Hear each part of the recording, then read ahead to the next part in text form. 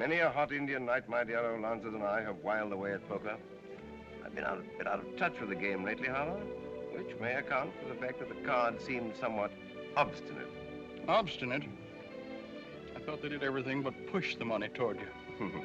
Well, it's keeping it in the family, Jennings, you know, all in the family. A sort of domestic jackpot, you might say.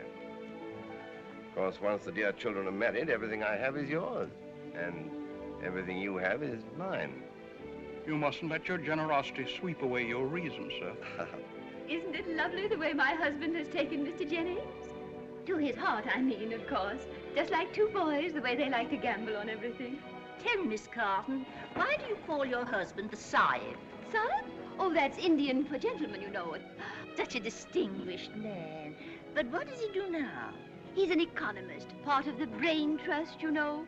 Labor conditions, wages, unemployment. The Sahib doesn't believe in unemployment. He doesn't? He thinks it should all be done away with. How interesting. He says the only way to do away with unemployment is to do away with employment. If nobody worked, there couldn't be any unemployment. And so the Sahib hasn't done a speck of work for years. Passive resistance, you know. Gandhi. How clever of him. My son feels the same way about it. He's terribly clever, too. And so charming. And soon to be your son, too, Mrs. Jennings.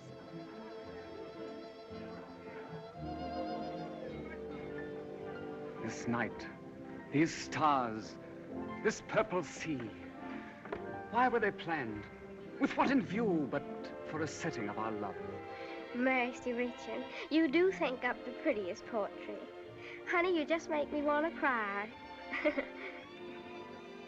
Love and tears go hand in hand, Adela. That's life. I was just thinking how romantic our marriage is going to be. We were just made for each other, weren't we, honey? We were, Adela. We are each other's destiny. But I do not understand why your brother's marrying that girl. She's very ugly and she's very stupid. Oh, he loves her, Duncan. Love is strange. Did you say you have something you want to show me? I did that. Our engagement ring, I sent for it. Oh, isn't that wonderful? I can hardly wait. I hope you weren't too extravagant. It's no valuable ring, but it belonged to the McGregors. That was my mother's name. Why, it's lovely. I love sentiment. So much better than all the diamonds. I'd like to give you diamonds, Georgian, and pearls, too. Would you really? But I'm no a wealthy man. Oh, now, don't try to make me think that, Duncan. You're sure they're the Carltons, Sergeant? Positive, Lieutenant. The Monte Carlo police sent photographs. Four of a kind. And the kind we don't want around here. Come on.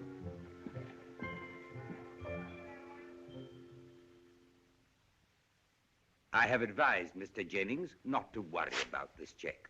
I'm thunderstruck, sir. Utterly thunderstruck. Did I say thunderstruck? Yes, dear. Tell me, Colonel, you have never been in the Bengal Lancers, have you? My dear sir, when my regiment was quartered in India... In fact, you have never been in India.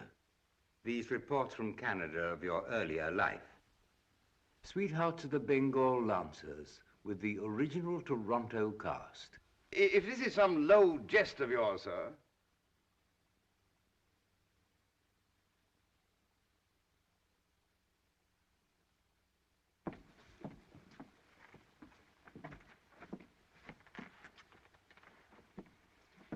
What is the proposition?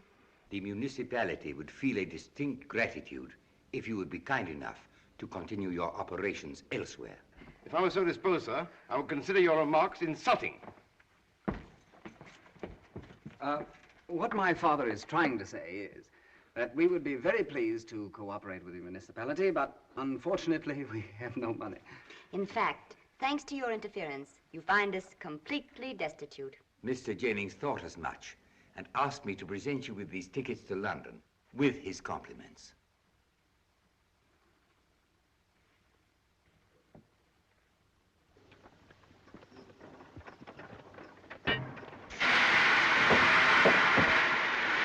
Colonel Anthony Carlson, Bengal Lancers, at your service.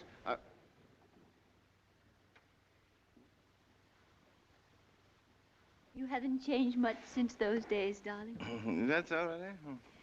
Only your hair's really getting gray now instead of being a wig.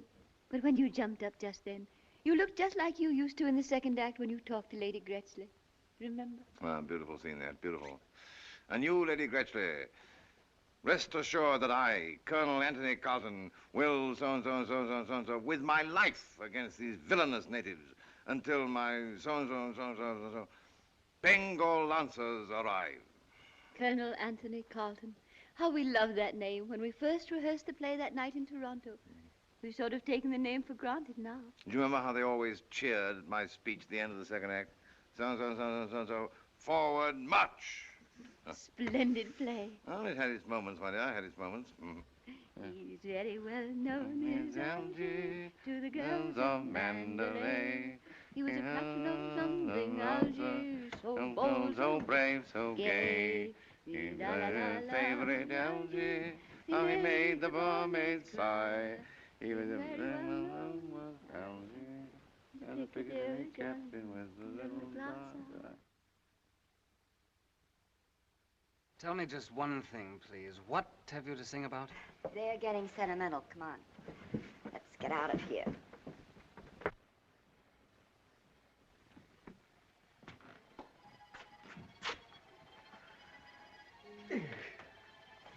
The workings of the Sahib's mind are a deep, dark mystery.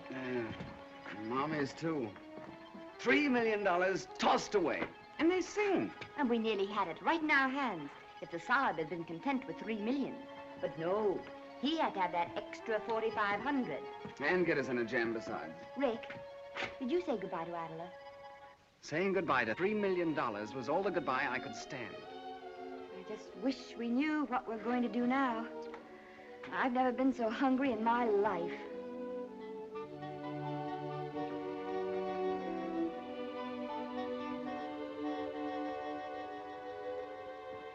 By the way, didn't I see you with a new ring on last night? I thought perhaps when we got on the train, we might be able to swap it for a couple of chops. Oh, that ring wasn't mine. I just borrowed it for the evening. Too bad.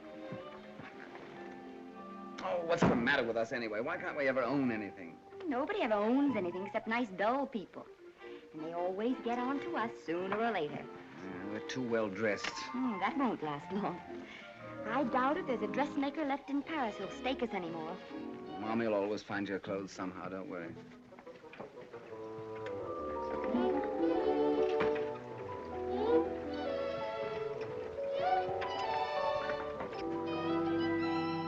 Bravo, bravo.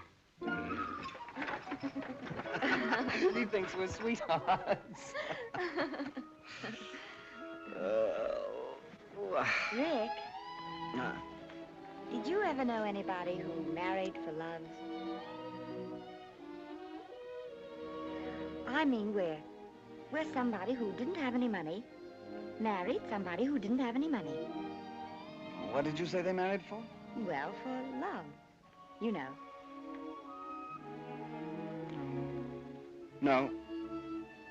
Do you think people like that are ever happy? Anything particular in mind? Oh, no, I was just thinking. Well, there's Mommy and Saab. They seem happy enough, and I can't think when they've ever had any money. Oh, they're different, though, poor darling. How? Oh, both a little balmy. I mean, just normal people. People who work for a living. What are you getting at? What's happened to you anyway? Why? What do you mean? Well, what are you getting so soft about? Soft? Oh, I don't know what you're talking about. It's only... Only what? Only... I didn't even say goodbye.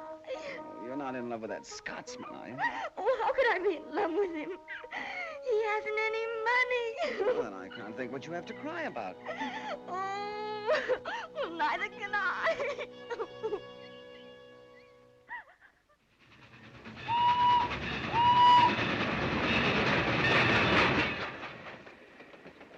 I wonder how long it takes a person to starve to death. Just depends. I've known some to drop off in a fortnight. Who do you think will last longer, Mommy or Saab? Oh, Mommy. I think the Saab will. He's more optimistic. Mommy's tougher. The Saab's a better bluffer, though. He'll overplay his hand like he does his cards, and he'll be dead before he knows it.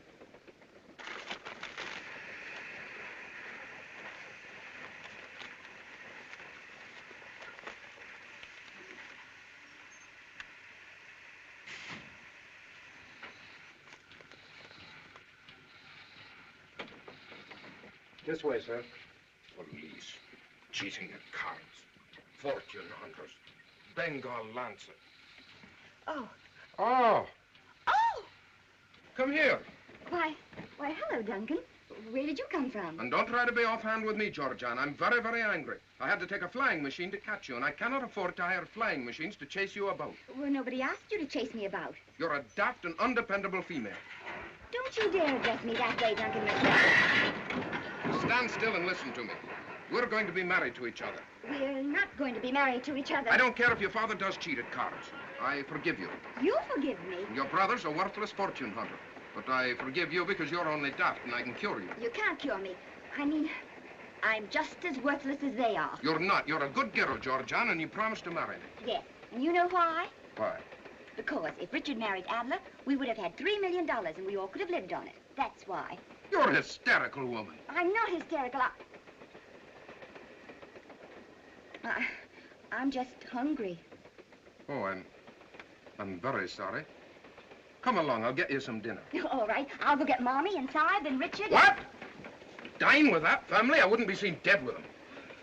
And I wouldn't be seen dead with you, even if I was starving. All right, you don't have to. All right? Well, don't follow me about. Just go away and leave me alone. Aye, once and for all.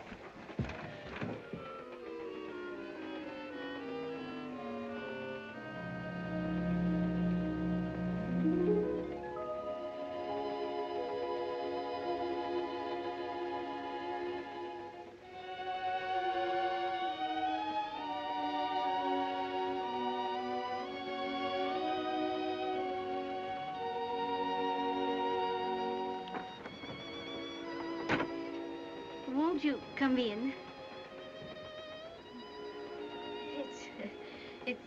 It's lonely at night, isn't it? Yes. I don't like to see night come.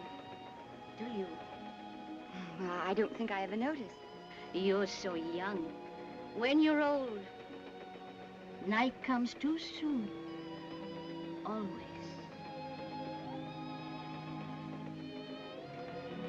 And you seem troubled. It's my mother. Oh. She had to have an operation. Oh, my dear. Tell me.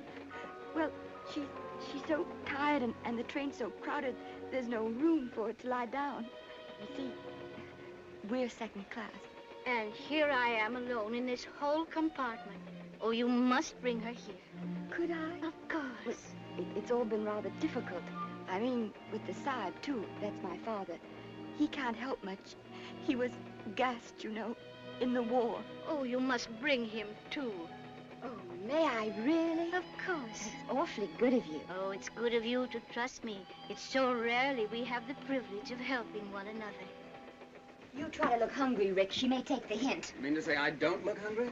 Oh, dear. What kind of an operation did I have? Any kind you like, but don't offer to show the scar. Don't you think Mommy ought to lean on me? It makes me nicer. All right. And you were gassed in the war, you know, Saib. I imagine I sort of wheezed. Here we are. Now, don't overplay your hands, any of you. Trust me, my dear.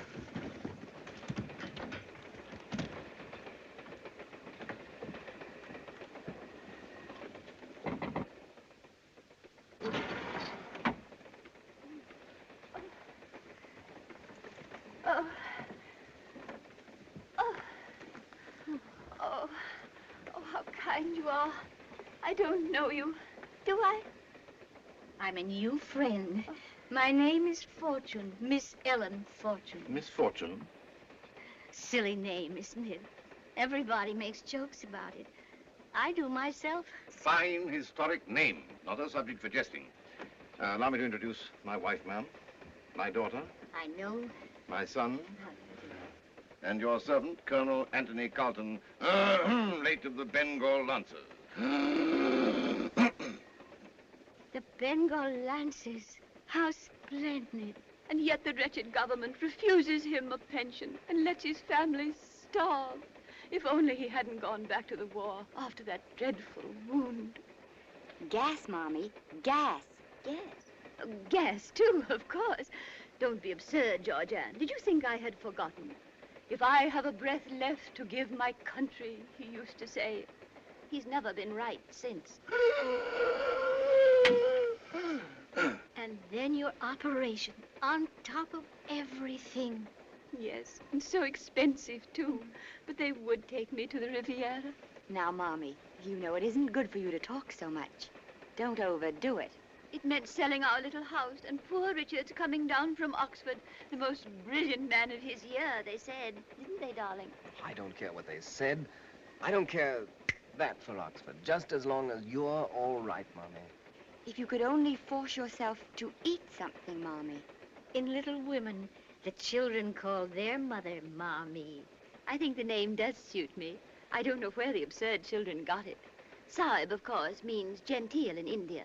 The children were born there, poor darlings, somewhere in the Himalayas. A dreadful place, what with the ayahs and the whatnots howling around in the whatever you call them. Mommy, are you sure you couldn't force yourself to eat something? Oh, no, it would choke me. I'm sure it would. Oh. Would it help if I ate something with you? It might. I'd do anything to please you, dear boy. I think we should all make the effort. If Mommy should see us all eating, it might tempt her. Of course, you'll be our guest, ma'am. Oh, no, no, please. This is my compartment. I insist you must be my guests.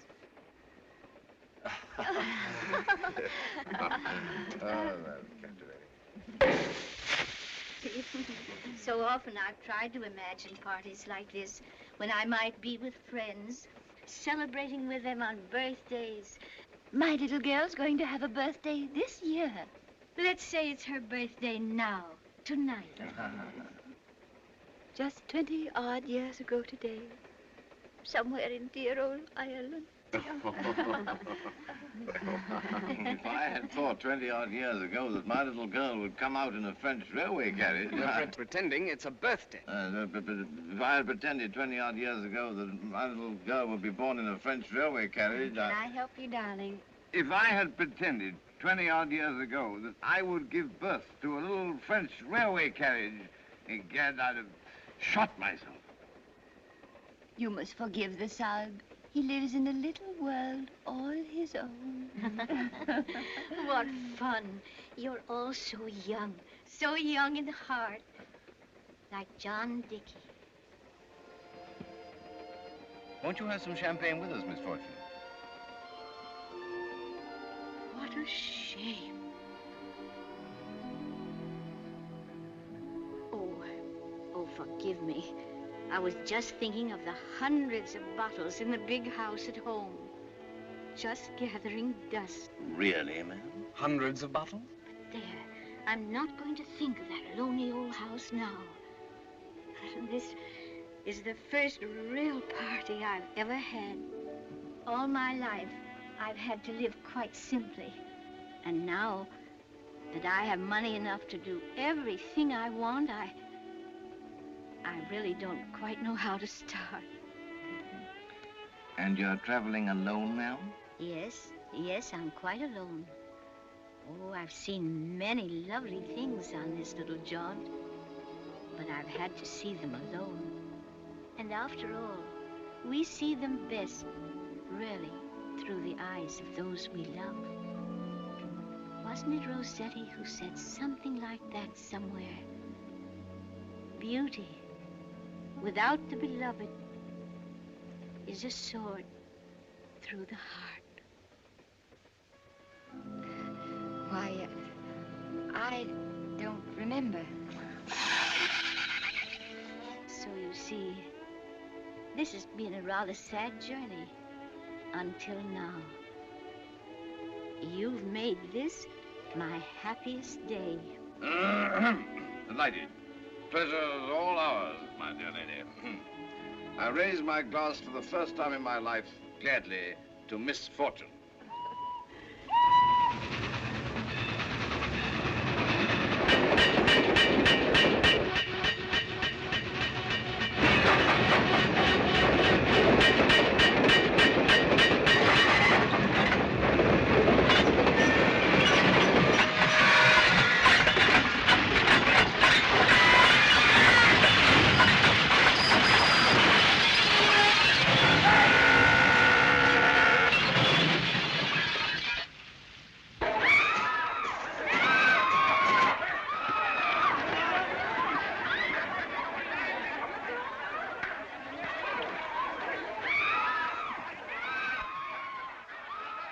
train seems to have caught on fire. I wouldn't lie around in there too long if I were you. Come on. No, no. Where is she? She's dead. She isn't dead. Well, I don't think she's even hurt.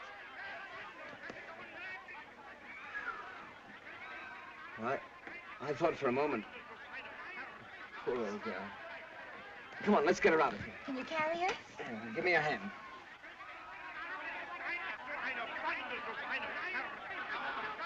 Sure you're not hurt, my dear? I don't think so, Saab. I don't know how you're supposed to feel after a train wreck.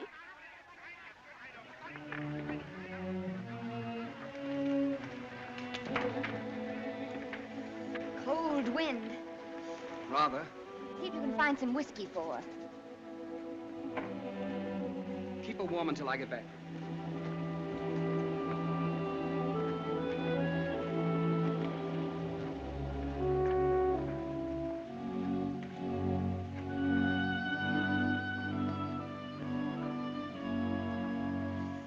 Now, I'll probably die of pneumonia.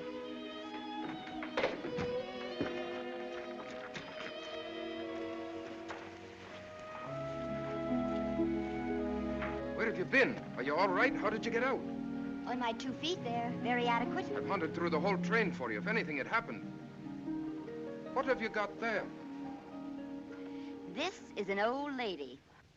You're being very good to her. I'm not. I'm trying to keep warm. You've given her your coat. What of it? Well, you'd be warmer if you'd kept it yourself. Will you stop trying to make me something I'm not? And will you please get out of here? Why? Now, let me tell it to you, Duncan, and tell it to you fast. I'm up to no good and you're just interfering. Get out and leave me alone, once and for all. Aye, once and for all. The relief train will be here soon. I'm glad you're safe.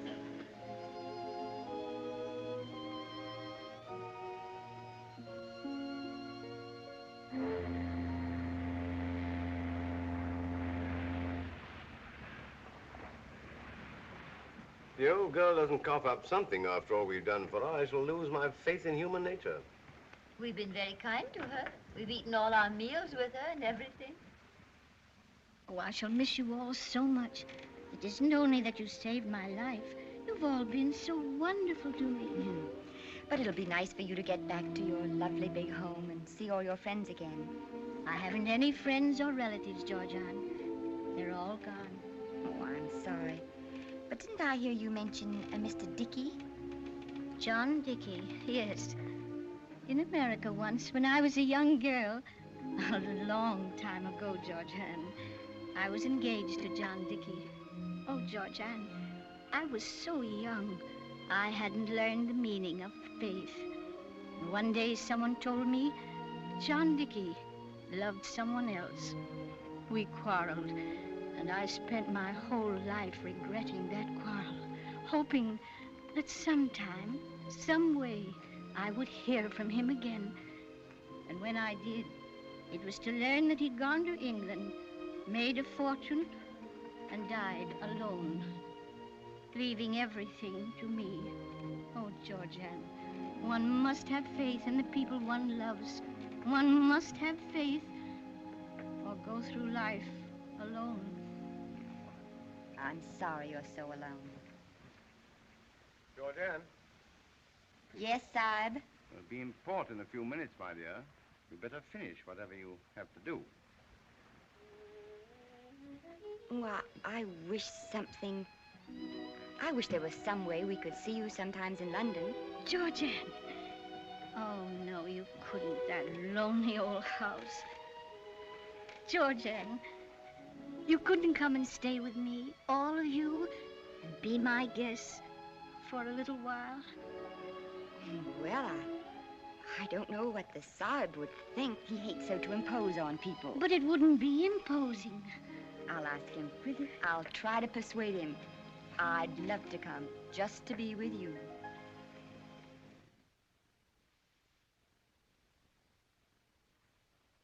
Miss Fortune, it's good to see you. Mr. Anstruther, how nice of you to be here. Not at all, Miss Fortune. It's a great pleasure to have you back. safe and well. This is Mr. Felix Anstruther, Mr. Dickey's friend and lawyer, and mine. These are my friends, the Carltons. These children saved my life in the wreck.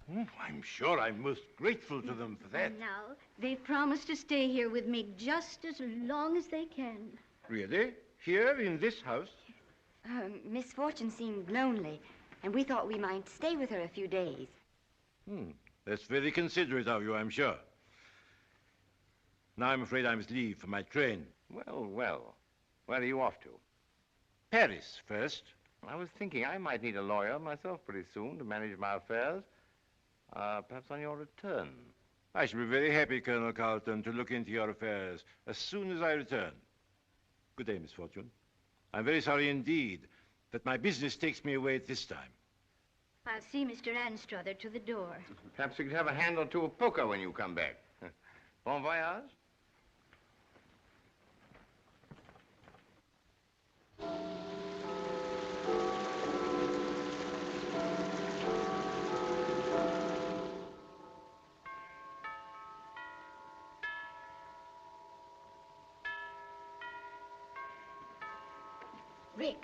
Rick, wake up. Go away. Don't be stubborn, Rick. Wake up.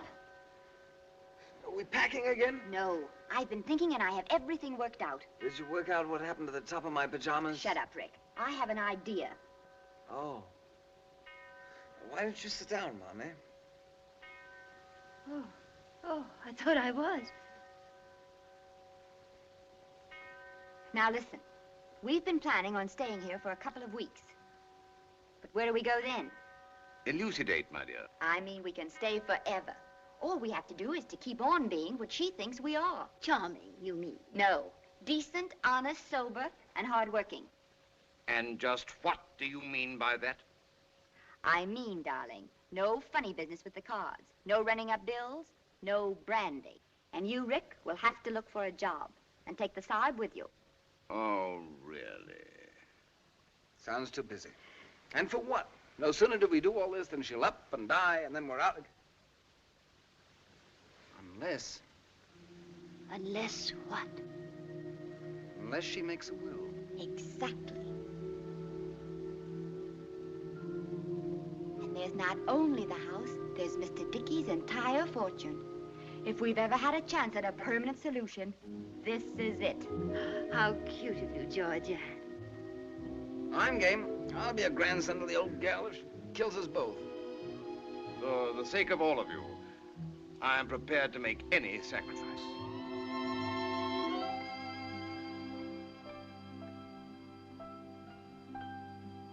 You don't have to worry about me, John. I won't be lonely anymore.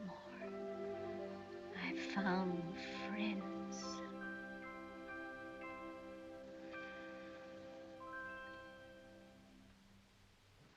Retired Indian Army officer with no previous business experience seeks important position of trust. Finest social references if desired. Colonel Anthony Carlton, etc., etc. Oh, I say, supposing some blighter should answer this. Si, what a ghastly idea. I know. Sounds good. Well, where shall it be today, Father? Want to see the mummies again? Oh, mummies are a bit dead, don't you think, for such a beautiful day? Yeah. National Gallery? Painting? No. No, it's time, my son. You saw life in the raw.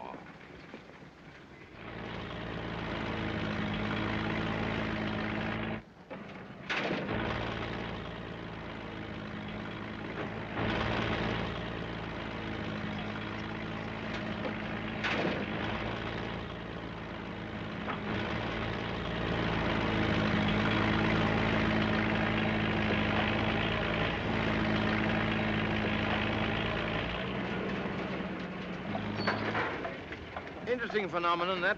What? That mechano set. The what? Well, that thingamabob. Oh, yeah. There he goes again.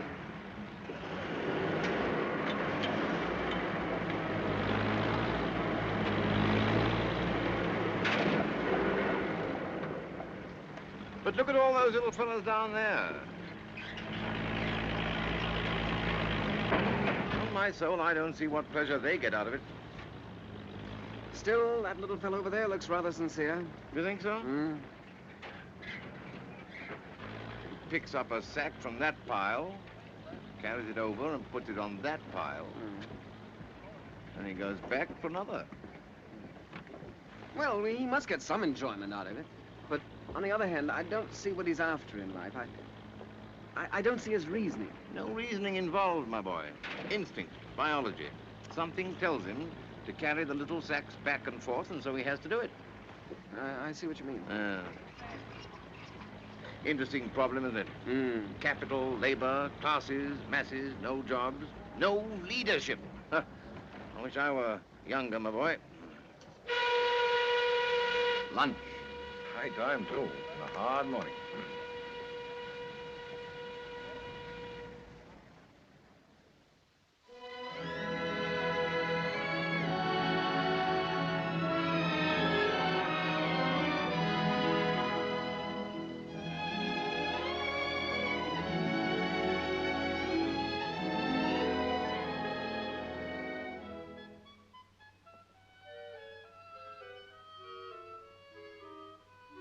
I saw your father's advertisement in the newspaper. Oh, of course. I do not understand it. Why, it's perfectly clear, isn't it? When your father advertises for a position, it is not clear, Georgian. In fact, it is very, very suspicious. I do not like the look of it. Why not? The Sahib wants a position, and... What are you doing in this house, anyway? Miss Fortune was grateful to us for helping her in the wreck. So she invited us to stay with her. She's lonely. She must also be very rich. And now I think you'd better go. I'm terribly busy and... You're also terribly fidgety, Georgian. Fidgety? What a silly idea. And now you're toozling your hair. I'm not toozling my hair. And now you're losing your temper, Georgian. I told you I'm simply busy, and I wish you'd please go. I will as soon as you tell me why your father advertised for a position. Because he wants one. He's out all day looking for one, every day. He's very well known in Algiers, without Mandalay. He's the captain of London, Algiers. Is that you, Sahib? Yes, my dear. Did you have a successful day, darling? Very successful, yes. Enjoyed the digging very much. Richard couldn't tear himself away. You remember Mr. McCrae? Well, upon my soul. Delighted to see you again, my boy. What did you say the name was? McCrae, Duncan McCrae. Oh, yes. I understand you have been looking for a position, sir. You've been looking all over London, haven't you, Sahib? I'm not ashamed to admit it. Not a stone unturned. Ready to accept anything. Anything. Forget dignity and all that, you know. Soldiers trained to take the bad with the good, and vice versa. Perhaps I can be of service, then. I have found you an excellent position, sir. I beg your pardon? You see, I happened to run across your advertisement. Indeed? But that's wonderful, isn't it, Sahib? What is the position? It's with a motor company run by friends of mine. They need salesmen. Your father seems to have all the necessary qualifications. No previous business experience, finest social references. Oh, I think that's splendid, Duncan. Just one moment. I can't tell you how we appreciate it. Just a minute, dear. And now poor Sahib won't have to keep Halt! doing... Very friendly of you, my boy, very. But I'm afraid my capacities are entirely unsuited. Oh, Sahib, you know you have capacities for anything. In that case, sir, if you will report at the Wombat sales room at 9 o'clock in the morning. Good afternoon, sir. Good afternoon.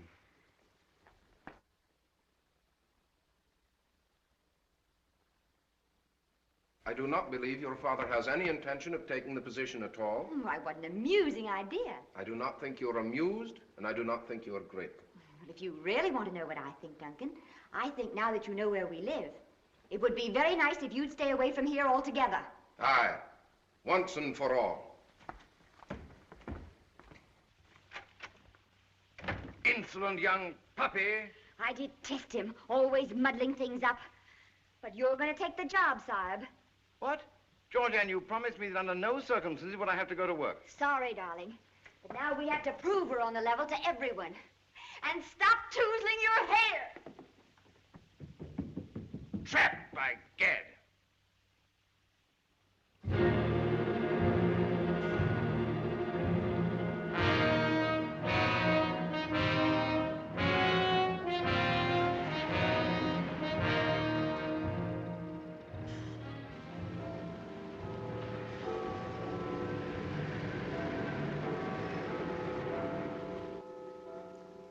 9 o'clock?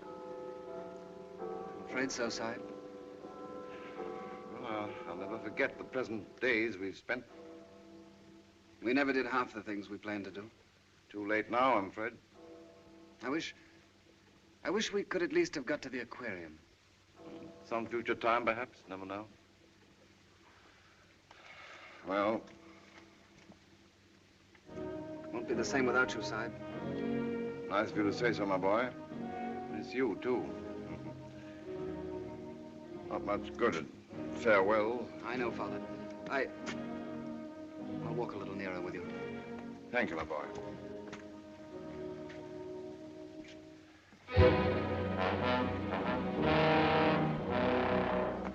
Goodbye, my boy. Goodbye, Father. Don't be too lonely. I'll try. Well, better go in. Huh?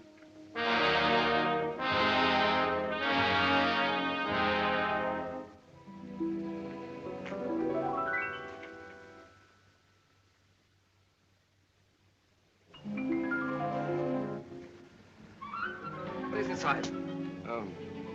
Tell your mother, my boy. Tell your mother.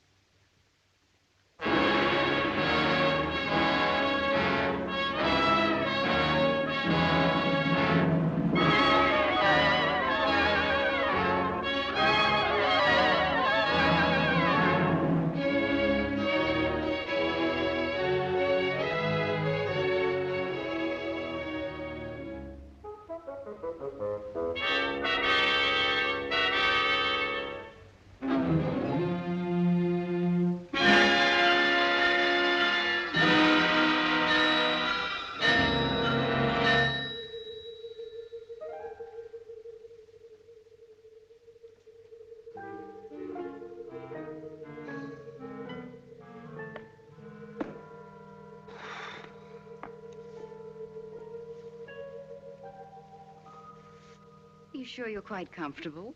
Quite comfortable. Do you mind? You planning to stay long? I hadn't. Now that I see you again, You've never seen me before. I've seen you all my life. In my dreams. That's not a very good line. No.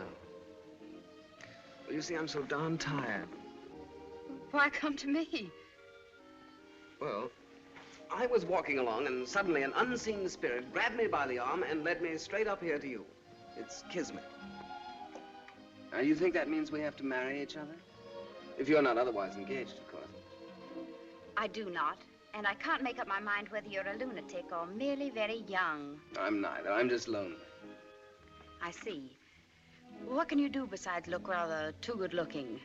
Well, I'm a champion swimmer, a rattling good game of tennis, fair golf, and I rumba like the angel Gabriel. Did you happen to notice the name of this organization? No, to be frank with you, I never had a job before, and I felt it might spoil my impulse. This is the British American Civil and Hydraulic Engineering Company. Oh, I see. And you're the American, huh? Well, don't hydraulic engineers ever rumba? Rarely and not well. It seems to me that I shall be filling a crying need. You know, I really think I'll enjoy working here. I like the atmosphere of the place. The atmosphere is strictly business. Which is what I like. I begin to see what I've missed. You know, if I made up my mind to it, I could become an engineer very shortly. And it takes some of them years. Did anyone ever tell you that you had the most... Yes, often. You don't know the first thing about engineering, do you? Oh, what's there to it? It all comes down to one man saying to another man, well, make up your mind. Do you want to buy a bridge or don't you want to buy a bridge? I've never met a man before who's never had a job. I should think it'd intrigue you, make you want to see what you could make of it. All right. We need someone to sort the mail. £2 a week. Come back in the morning, 8 o'clock. I'm yours to command. You couldn't make it 9 o'clock, could you? 8 o'clock. Good day. There. Oh, could you come out with me later for a spot of supper? I like to pay my obligations. Can you pay for the supper? Oh, now that you mention it, I'm afraid I can't. In that case, I'll wait till your first payday. There.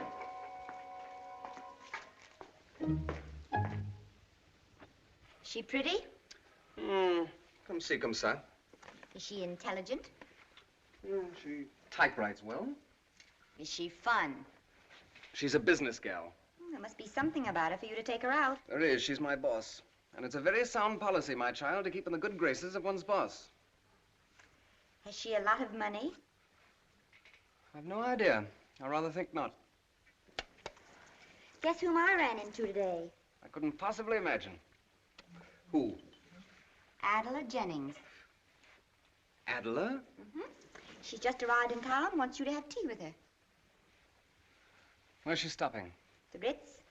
Well, I must ring her up sometime. Might be a good idea. Perhaps her daddy's not in town. Well, even if he isn't, we're pretty well set now without her. We're not set at all. Certainly we are. The old lady's more in love with us every day. And she's not getting any younger, you know. I haven't heard any talk of a will yet. Fact is, I don't think we'll have to wait for a will. She's bound to come through with something soon. She hasn't, though. The aged are slow, my child, just as the young are foolish and impatient. We can count on her, and so we don't need any more Adlers in our lives. Either of us. Do you really believe that, Rick? I do, my child. Does this tie look all right? Oh, that's better.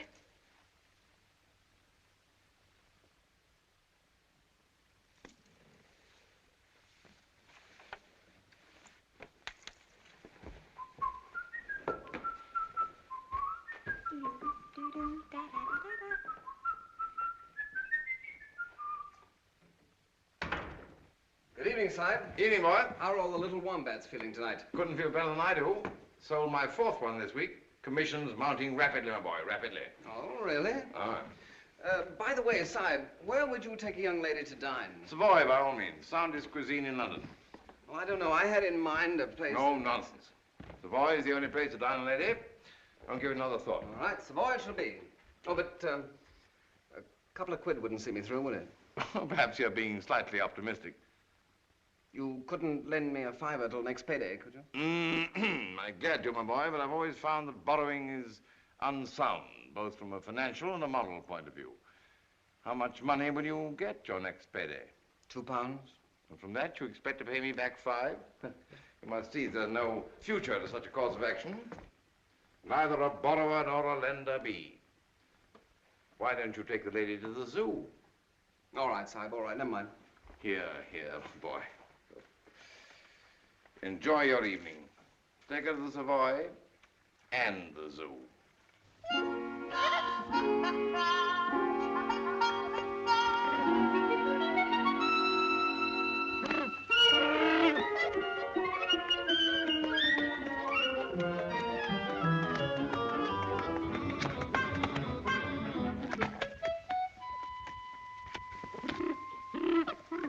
Oscar, I'd like to present Miss Leslie Saunders, my boss.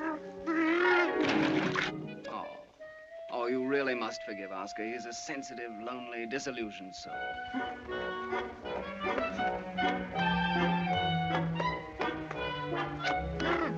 You seem to have a strong sympathy for Oscar. You don't happen to feel anything in common with him. There might be a few similarities. He's very well dressed. Thank you. Quite amusing. Thank you. And I'm afraid utterly worthless. Not your sort. I rather doubt it. Although I wonder if you have any idea what sort I really am. Of course I have. Sane, practical. That's right. Ambitious, hardworking. That's right. Utterly moral. Utterly. Straight from the shoulder. Straight as a rivet. Well, in that case, I should think you'd greatly admire me if I skipped all the approach work and just kissed you without any preliminaries. I should not only admire you, I should respect you. Well, there's something to be said for your philosophy.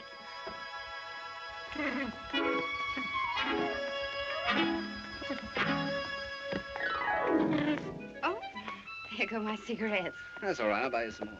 I'm indebted to Oscar. Light on him?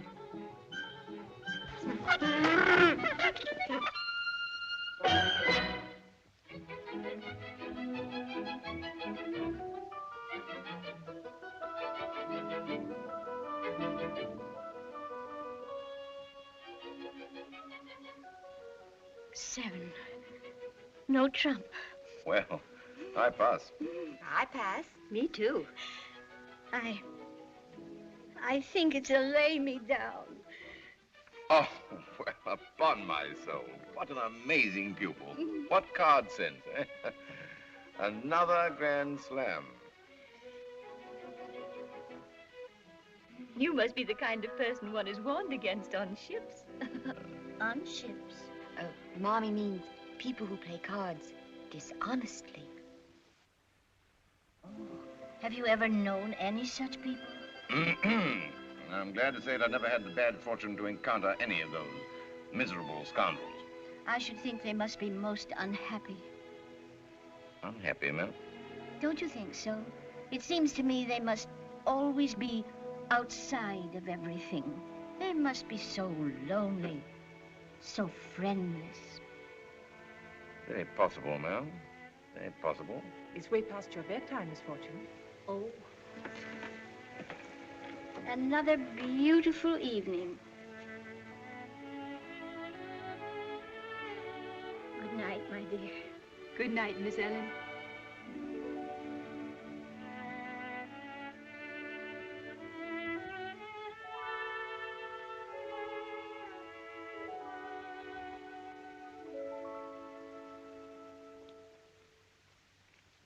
Honored, ma'am.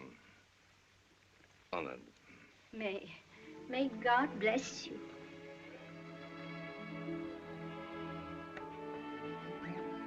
Don't bother to come upstairs, dear. Good night. Good night.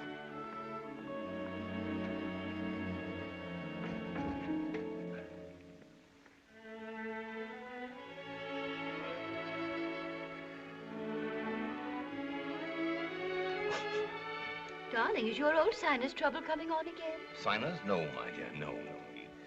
All part of the act, you know. Letting the old girl see that I was touched. Good performance, darling. You certainly had me fooled for a minute.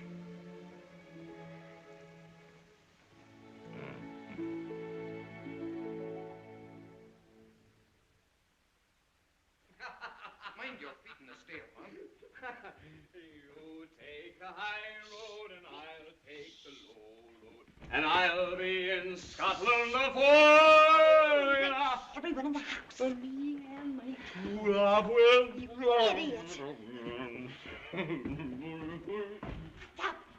It's all right, old pal. I take care of myself very nicely, old pal. I brought my old pal home with me, Georgia. Yes, I know. We're all palsy-walsy. Now sit down before I knock you down. I have to undress myself. Take off my shoesy-woozies. I'll help you. You've helped him enough. That's right.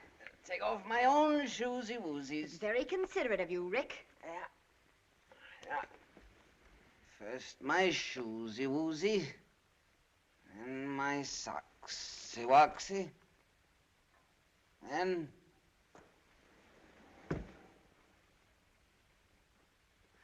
my tie, the-wisy.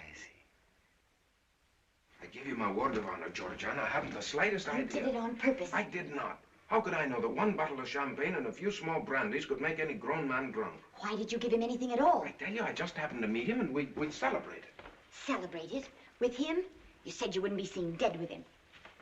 You must be drunk, too. I'm not. I can't be. None of us McRae's is capable of being drunk. We've tried. And I admit I was wrong about Richard. I misjudged him entirely, and I apologize. He's an understanding and gifted young man. And where did you meet this understanding and gifted young man? We just bumped into each other. If you want to know the truth, I was feeling lonesome. You're a bad-mannered, bad-tempered, outrageous female, but I have discovered I cannot live without you. It's a shameful confession for a sane man to make. It's an idiotic one, because you're going to live without me, probably to a horrible old age. I am not. Richard says you're eating your heart out for me. Richard told you that? He did. Then you got him drunk and made him say it. If you were a man, I'd knock you down for that.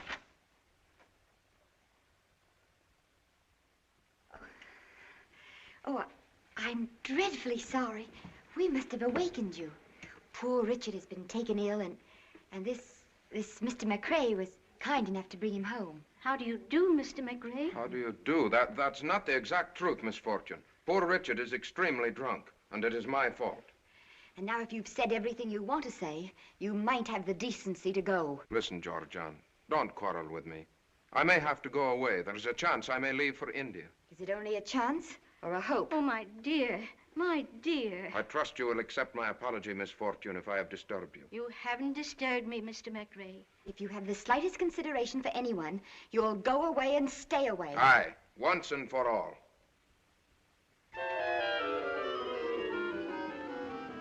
Oh, my dear, my dear.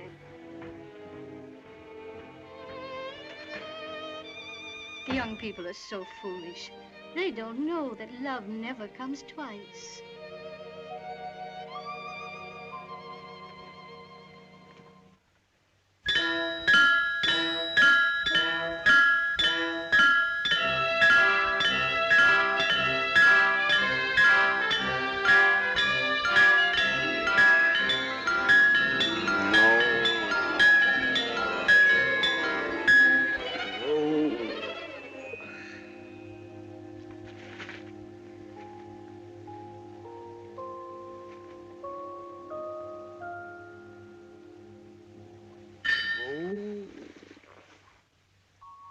Does it hurt much?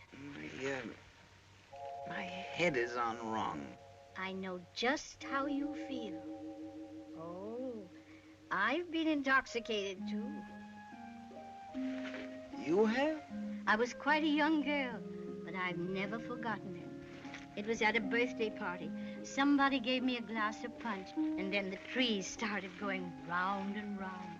I know. Wasn't there anyone there to put ice on your head? No. Oh. But there was a boy there who was very kind to me. It was John Dickey. He let me hold his hand tight to keep me from being flung into space. Well, that was darn decent of him. Yes, he was a very nice boy. And he had a little white dog with him. She had a black spot, like an enormous eyebrow over one eye. Sounds like a very nice little doggy. It was. Does your head feel better? Much. I say, please don't think badly of me. Why should I think badly of you? You were only being gay and happy and proud, perhaps, of your job. And most of all, young.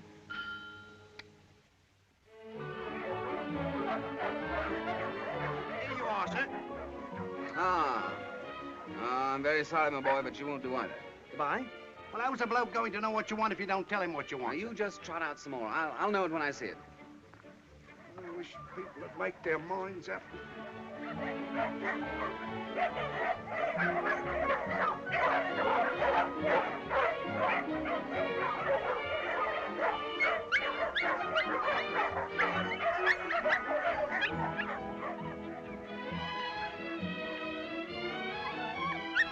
Oh, this one's a darling, Richard. But he's not vivacious. Oh, he's just sleepy. Well, the dog I want must be vivacious and sleepy. Besides, he's cross-eyed. You're mad. His eyes are as straight as mine. Ah, Hazel. You're difficult to please. On the contrary, I like Hazel.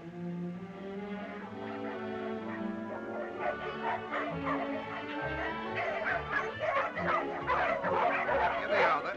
The last of the lot, sir. Take 'em or leave 'em. Leave him. No reflection on you fellas, of course. Blimey, what do you expect a dog to have? I expect him to have an enormous black eyebrow over one eye. What? An enormous black eyebrow? I think, Richard, we'd better go quietly and try somewhere else. All right. Sorry. I suppose he must have a purple tail, too. And why a black eyebrow? Well, because the puppy's for Miss Ellen, and Miss Ellen likes puppies with black eyebrows.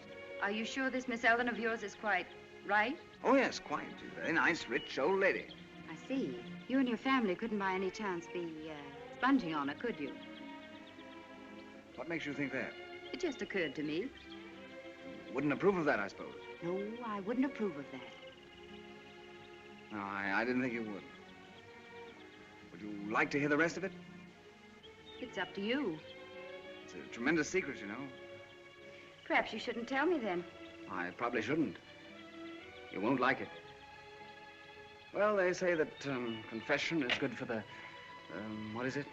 The soul, Richard. Oh, yes, the soul, yeah. Well, I suppose it can't affect me much one way or the other, can it? You see, we're all trying to become heirs. I don't understand. It's very simple. You see, we're really all quite charming, and we made the whole gal love us. Saab took to selling wombats just to prove that we were on the square, and I took to opening letters for the same reason. Rather neat idea, don't you think? You're not kidding me, Richard. Oh, no, I'm terribly serious. We thought we'd worked it out rather cleverly. I never doubted that you were clever, Richard.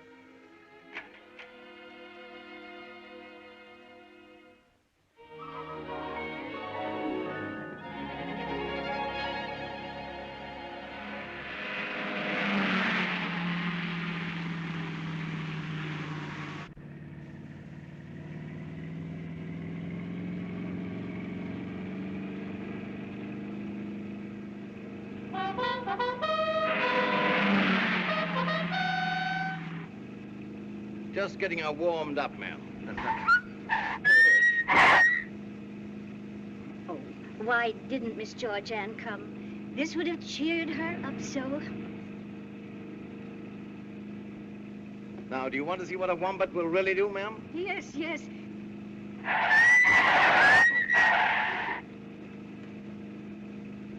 You mustn't hit anything when we're going this fast, darling. It might be dangerous. Not at all, my dear, not at all.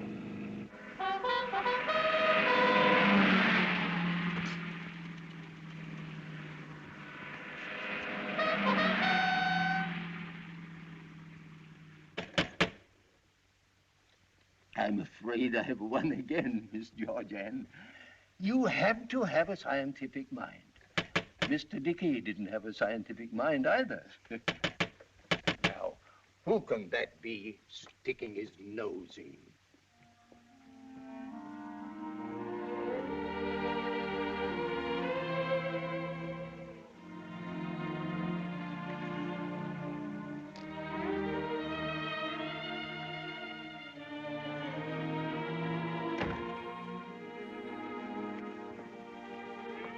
Who was it, Andrew?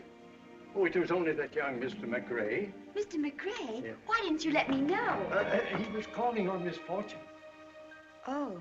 I told him you were in, but he said he only wanted to see Miss Fortune. Thank you, Andrew. Would you care for another game, Miss Georgianne? Not just now. Thank you, Andrew.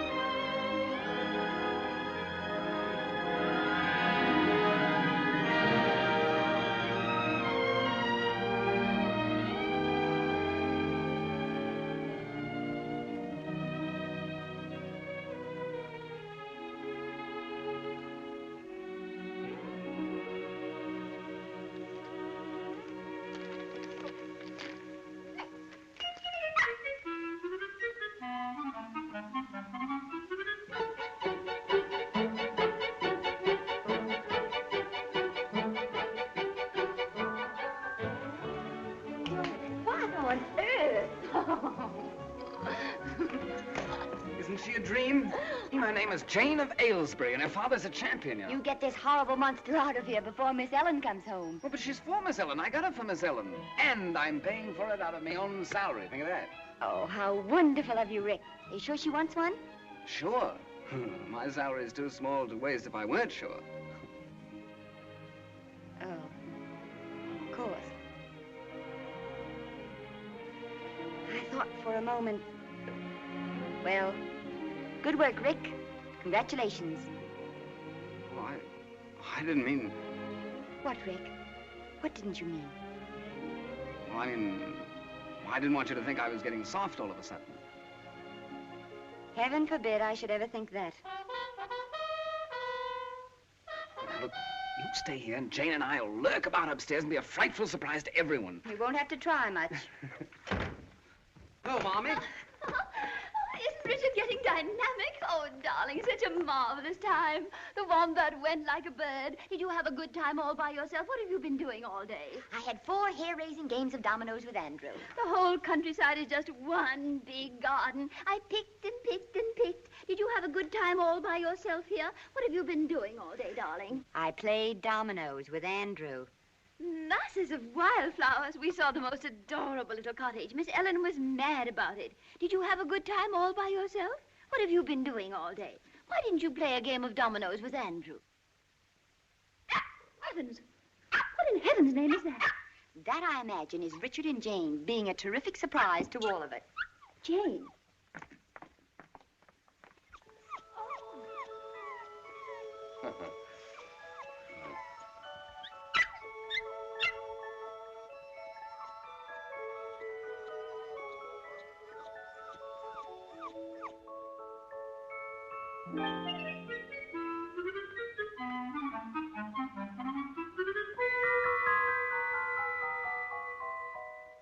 It can't be very amusing for a young girl to be spending so much time with such an old lady.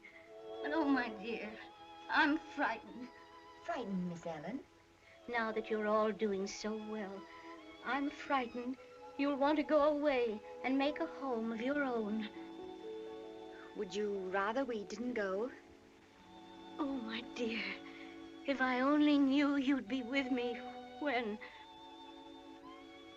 I'd never be afraid again. We'll stay with you as long as you want us. Oh, if you could only promise me that. I promise.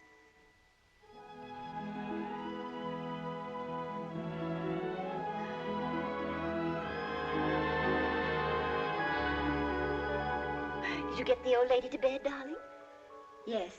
She made me promise that we'd never leave her. Sometimes, Georgianne, I don't know where you get all your cleverness. Certainly not from me. I guess the Sahib has more brains than I ever realized. I don't know that we've been so clever, though, Mommy. We haven't been getting on very far with the will. I'm beginning to think perhaps we should give up the whole idea. Georgianne! Well, I just mean, well, we might get along better if we thought up some other plan. But this is a lovely plan, and we're getting along beautifully. Poor darling, you're discouraged. You've worked so hard on it, but it'll come through. We'll get the old lady yet. All right, Mommy. Forgive me. Forgive her? Now, what does she think she did?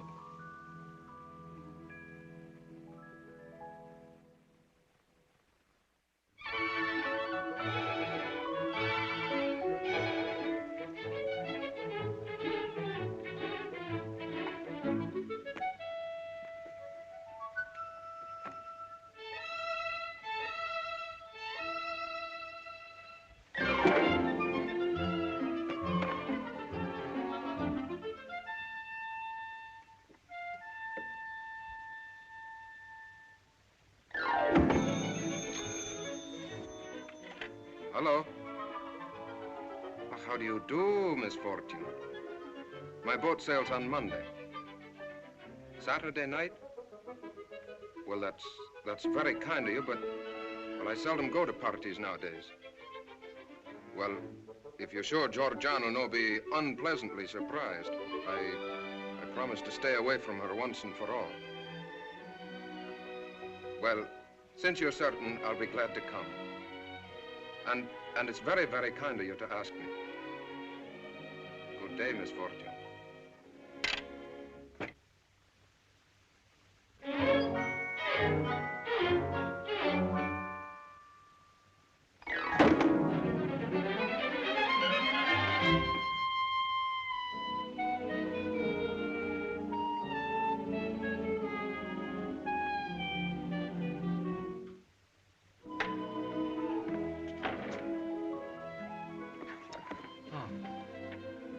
I thought I told you an hour ago I didn't need you any longer.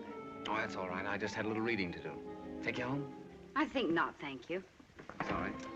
Why, say, you wouldn't like to do the town, would you, with Miss Fortune and the Carlton family on Saturday night? White tie? Are you paying for the party? No, a small white dog with a large black eyebrows, about all I can afford for several weeks. How is Jane? Oh, terrific. Several slippers have gone west, and some of Mr. Dickey's antique rugs have aged perceptibly, but I couldn't live without her. Did she make your Miss Ellen happy? Oh, immensely. She's mad about her, really. Then Jane is what you might call a wise investment. As a matter of fact, I think Jane will do the trick. Congratulations. I knew you'd be interested. Good night.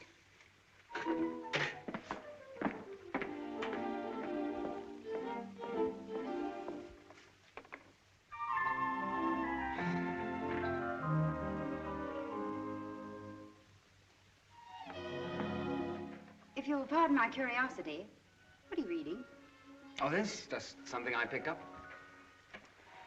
I'm trying to find out why grown men waste their time being engineers. When they can be heirs? Exactly. By the way, the boss said the suggestions you made for the new building were not half bad for an amateur. Did he? Not really. Of course, that doesn't mean anything to you. Oh. It's always nice to make an impression on the boss. Mm-hmm. Well, good night.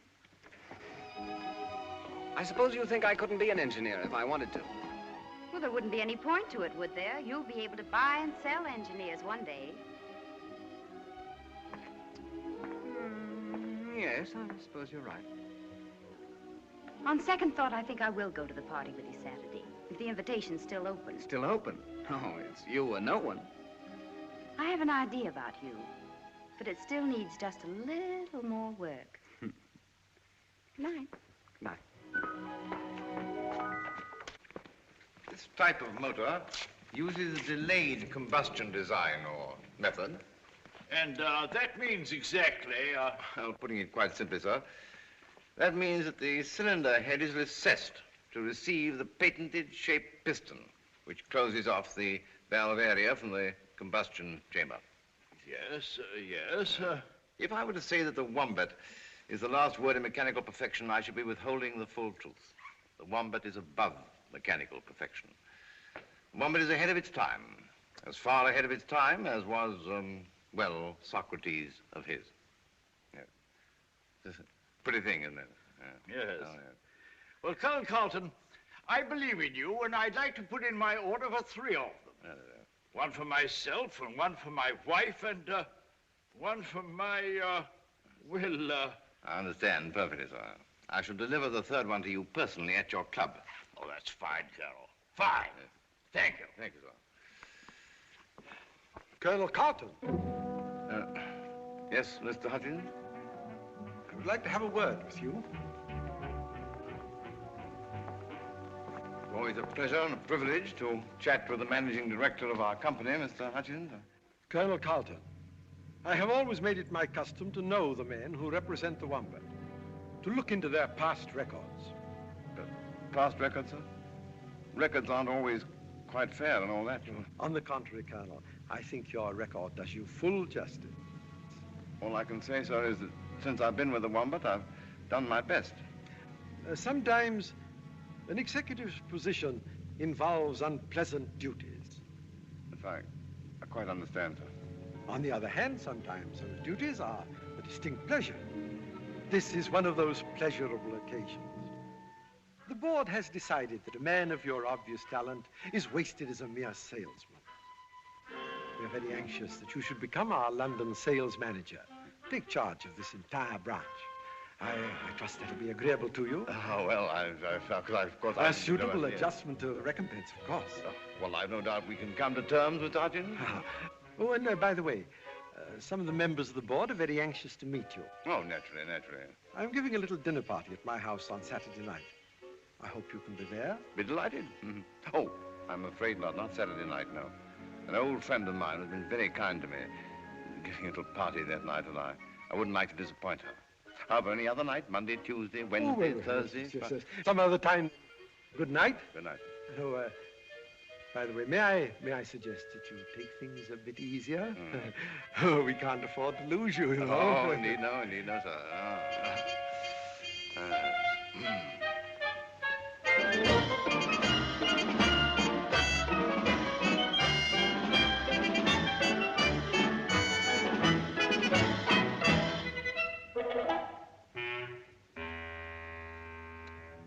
furthermore, Miss Fortune, I discovered that your Colonel Carlton is not even a colonel. He's nothing but a common adventurer and a card sharper. He and his family are well known on the continent as fortune hunters. They were last heard of when the son nearly took in a wealthy young American girl. They were asked to leave. How sad. Sad? That such fine people should be reduced to such an existence. How cruel life must have been to them. But you don't understand, Miss Fortune. They're not fine people. They're little better than criminals. And they're in your house now, living on you, sponging on you. Who knows what plans they may have against you? Now I understand so many things that used to puzzle me. Little glances they exchanged, little embarrassments they had, times when they were hurt, and I never understood why. Oh, I wish I had known sooner. I could have spared them so much. But you must get rid of them, Miss Fortune. They'll take everything you have. Oh, I'm an old woman, Mr. Anstruther, a very old woman who has led a lonely, useless life. But I've learned some things in my loneliness, perhaps because of it. I've learned not to judge people. I've learned to take them as I find them, not as others find them. And most of all, I've learned to give complete and unquestioning faith to the people I love. I shall say no more, Van.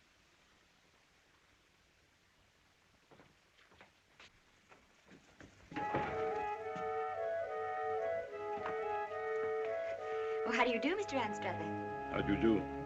Did you have a pleasant trip? Very pleasant and very interesting. Good evening, Miss Carlton.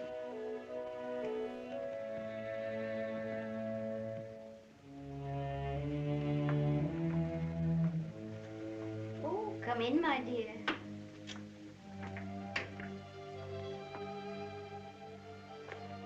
I just saw Mr. Anstruther. I didn't know he was back from his trip. Oh, yes. Sit down, won't you, dear? I've just had a long talk with Mr. Anstruther. I've realized for some time how much I've been imposing upon you and your family. Why, not at all. I've wondered, what can they possibly gain by giving so much to a lonely old lady? Oh. And finally, I've decided to do at least everything that is in my power to do. But we don't want you to do anything. I'm sure of that.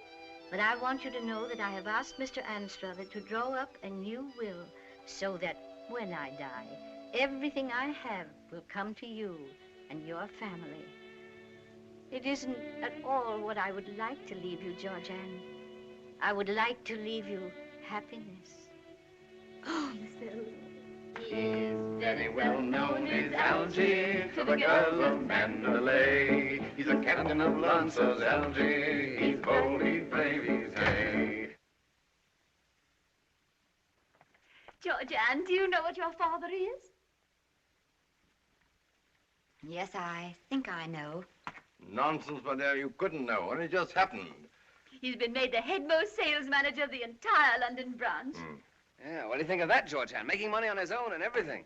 Oh, tut. Not big money, of course. But an impressive step, if I do say so myself. Of course it is. It's just what we need to convince the old lady. Just think how pleased she'll be. She'll think we're all wonderful. She'll think we're wonderful, all right. She does now. In fact, you don't even have to go on with it, Sahib. We've won. Whatever do you mean? She's decided on her will. We're to get the money. She's going to leave us everything she has. How too marvelous. Aren't you going to compliment Georgianne, Sahib? She did most of it. Oh, so she did, my dear. Very good. Excellent work. Wonderful. Now we're all set. Yes, we're set at last. The Now, let's plan our party. It can be a celebration now. We'll have a wonderful time.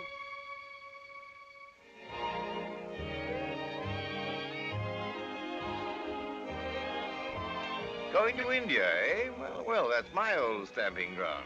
Must give you some letters of introduction, my boy. Ah, India, India. Richard and Georgianne were born there, you know. They were. Yes, poor dears, they were born there. Such an awful place. I've never been there myself, but they've told me about it. That's very astonishing. Oh, don't mind Mommy. She has little lapses like that. Nothing dangerous. Perhaps we'd better dance. Rather a shy young fellow, what? I'm sure I've seen him about somewhere. Never forget a face, you know. Your whole family are rather complex, aren't they? Oh, yes. Well, take me, for example. I'm probably the most complex character I know. Really? Really? Richard, Oh. why did you ask the boss yesterday to recommend a night school in engineering? Oh, that? Oh. I just did that to impress him.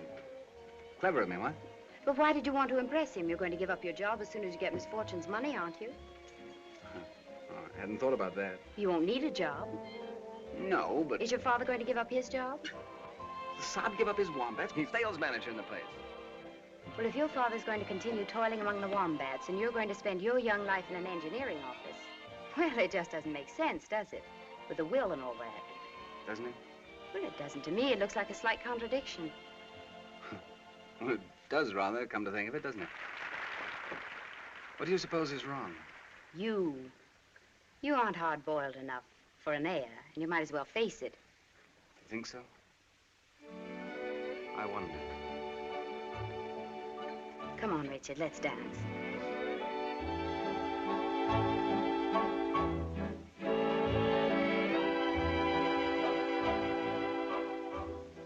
Permit me to say, ma'am, that you dance exquisitely. It is a beautiful dance, isn't it? With you, ma'am, it's a poem. They've made up. Oh, I'm so glad. Who? Georgianne and that nice Mr. McRae. Oh, yes. I've loved you for a long time, yes, but that doesn't mean I'm going to marry you. But why? You really want to know? Aye. All right, then. Your suspicions about us were right, Duncan. We didn't love the old lady, and we didn't stay with her because she was lonely. We were after her money right from the start. And that night you came to the house, I was afraid you'd spoil everything. I was afraid to even have you about. But you're not afraid now? No, because now she's come through. Now we're going to get her money. Well, we're all rotters, Duncan. We always have been and we always will be. We're parasites. We cheat at cards and we lie about ourselves. And the only time we behave like decent people is when it pays. Such a long speech, darling, and I don't believe a word of it. I don't care what you thought you were up to. I don't care what you think you are. I want to marry you. Oh, no, Duncan. I'm not turning noble, but I won't mess up your life. Once I wouldn't marry you because you weren't rich enough for me. And now I won't marry you because I'm not good enough for you.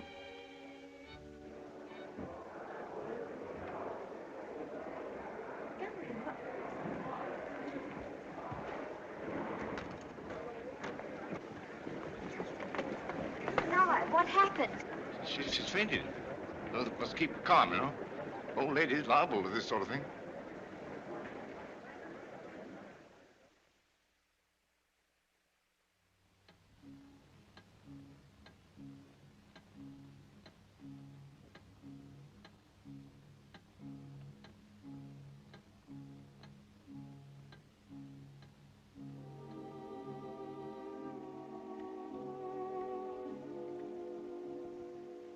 Her fluff's coming off in your trousers. They say if you hold a puppy by the tail, its eyes will drop out. That's guinea pigs. Oh.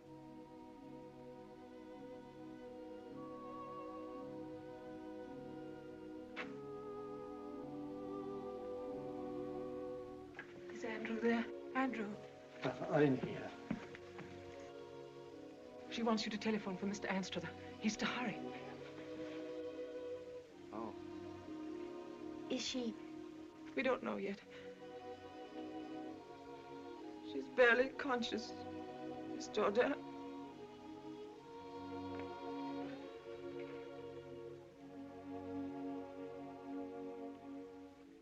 sent for Anstruther. Oh, Sal, I'm so ashamed. My dear. Rick. What? Do you think she's going to die? I don't know. Do you care if she dies, Rick? Well, I'm rather used to the old gal. She's not so bad, really. We're horrible people, aren't we? Hard as nails, all of us.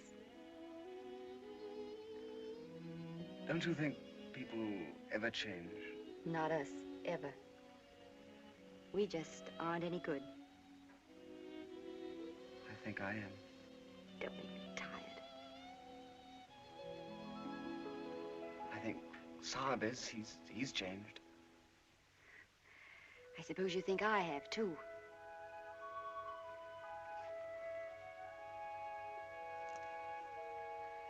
I'm about as much changed as Mommy is. We've been acting so long, you think we're changed. But you're fooling yourself, Rick, like Duncan. You wait and see. We'll be back to normal. You and the Saab, too.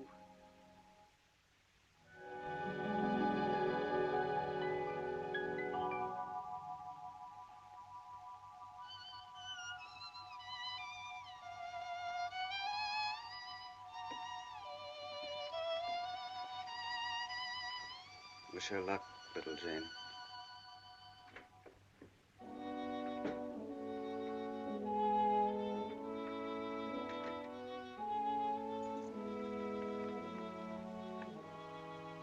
How is she? How is she? I'm Miss Fortune's lawyer, not her doctor. He will inform you at the proper time. Since I am her lawyer, however, there is a little matter that may perhaps interest you. Miss Fortune's one thought, despite her grave condition, has been to live long enough to set her signature to a new will. This she has done. I need not inform you as to the identity of the new legatees. I might add, however, that if certain circumstances had been different, I should have advised Miss Fortune most strongly in favor of a more impersonal charity. As it is, it makes little difference. What are you trying to tell us? In the past few years, there has been a steady depreciation in the value of Miss Fortune's holdings. I did not wish to worry Miss Fortune in her late years by telling her this, because I thought that things might be managed for her alone. If Miss Fortune dies, taking debt and taxes into account, the estate will be practically penniless. I trust you will find it possible to forgive her. Why should we forgive her, Mr. Anstruther? That's a strange thing you're asking of us. And pray, what is there to forgive? Wasn't she good to us? As to the money, we don't want it. We don't even need it. Absolutely not. We're perfectly able to stand on our own feet. Indeed. Then perhaps I might add that if Miss Fortune lives, I doubt that I shall be able even to save this house for her. If Miss Fortune lives, Mr. Anstruther, you may rest assured there will be a home for her always. She will not need this house.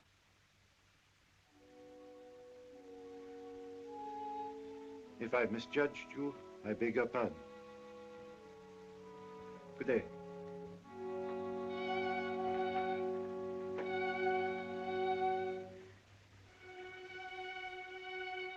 Oh, Mommy, you do love her.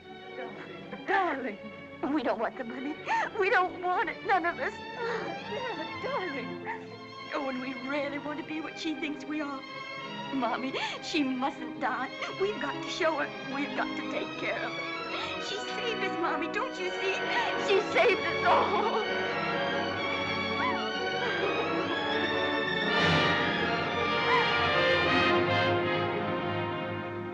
You may come in now. Miss Fortune wants to see you. She seems to be very much stronger.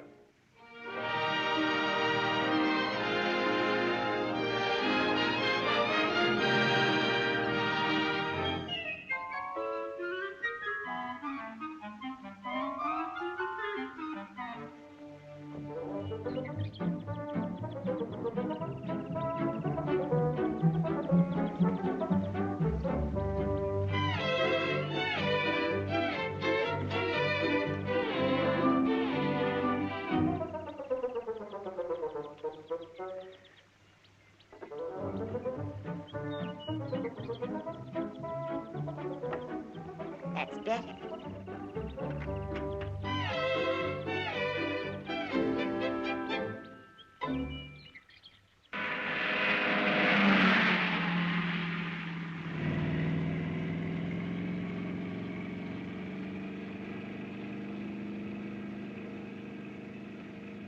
When we get around that bend, I'll show you what the wombat can really do. Indeed.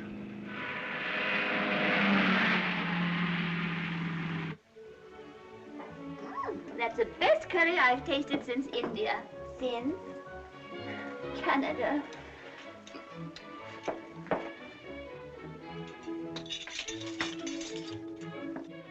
You know, Mrs. McCrae, I wonder if we ought to go to India. Will you please stop talking about India? Once and for all. This day, this sun, this purple veil. Why were they planned? With what in view but for the setting of our love? Such lovely lines, Richard. But such old ones to use on your own wife.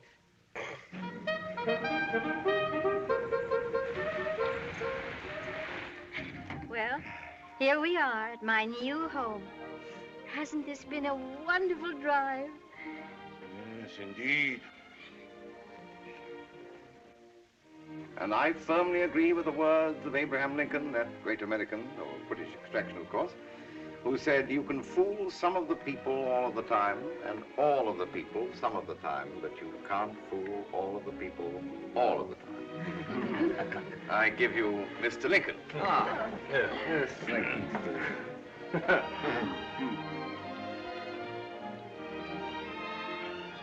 Mr. Lincoln and the Tsar were old friends. Indeed. Oh, perhaps it was another Mr. Lincoln. Now I would like to propose a toast to my family. God bless them, one and all.